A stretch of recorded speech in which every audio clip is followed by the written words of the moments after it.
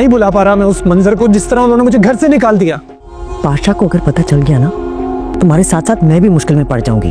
लेकिन और वो मॉम की इंसल्ट मेरे लिए बर्दाश्त करता रहा। और सच ये है कि मॉम ने उसके साथ मिसबिहेव किया था। मैंने क्या किया? बहुत मुश्किल से मैंने खुद को सख्त फैसला करने से रोका हुआ है। मैंने उसकी बात सुनी ही नहीं। और सच ये है कि सलार की जगह तुम्हें इस घर से बाहर होना चाहिए। यार, रिश्तों में इतनी सख्ती नहीं करती। मैं ऐसा ही हूँ सज्जल, ऐसा ही हूँ मैं। पाशा साहब ने जिस तरीके से सलार की इंसल्ट करके उसे घर से निकाला है, ये बात सलार के दिल और दिमाग में बैठ चुकी है। अब सज्जल उसे कितना भी समझाए कि वो ये सब बातें दिल से निकाल दे, लेकिन सलार ये सब बातें भूलने के लिए तैयार नहीं है और ना ही वो अब दोबारा से पाशा साहब के घर जाने के लिए तैयार है।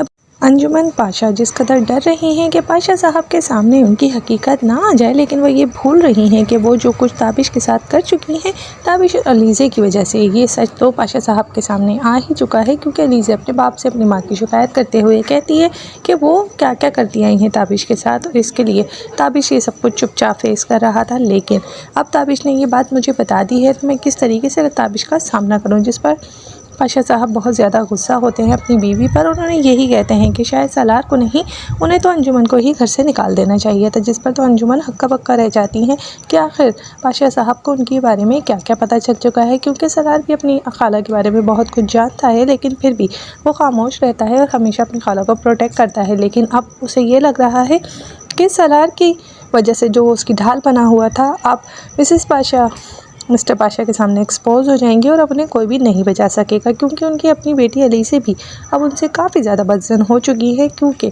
वो अलीज़े का घर तबाह कर रही थी सिर्फ इसलिए क्योंकि ताबिश अमीर नहीं है, जबकि वो ये जानती हैं कि अलीज़े ताबिश से किस कदर मोहब्बत करती है।